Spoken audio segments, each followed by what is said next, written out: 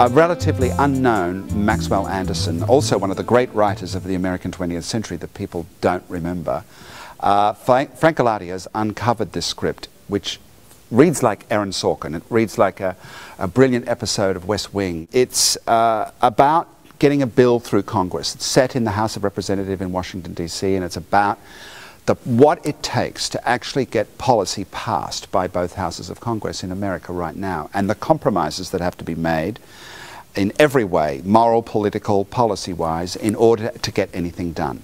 He came down to Washington 3 months ago, and he spent all of his time in the Congressional Library. Well, that doesn't answer my question, Mr. Merton. What's he doing that's so important that he can't make an appointment with me? That's the funny thing about it. You won't believe this. He's been working day and night having his own election investigated. Say that again. When you say the bill ought to be cut down, I agree with you. But I go farther than that. I think the whole bill, and I hope you'll realize I say this quite sincerely, not for effect at all, and I know it's a radical suggestion, but I think the whole bill ought to be dropped. Now that's something.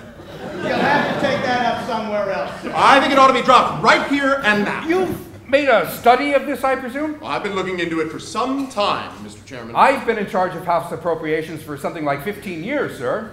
And I say that this bill can't be dropped, and it's like sweating blood to get it done within limits. It moves very fast, the characters are drawn very vividly and excitingly, and we have a wonderful cast doing it. Astonished to come upon several instances of lobbyist influence. There's private graft in this bill, Mr. Chairman. My God, that's a bombshell. I wonder. Well, you don't think it can be done? Do you want any help? What kind? I need a job. I was fired this morning. I know all about everything.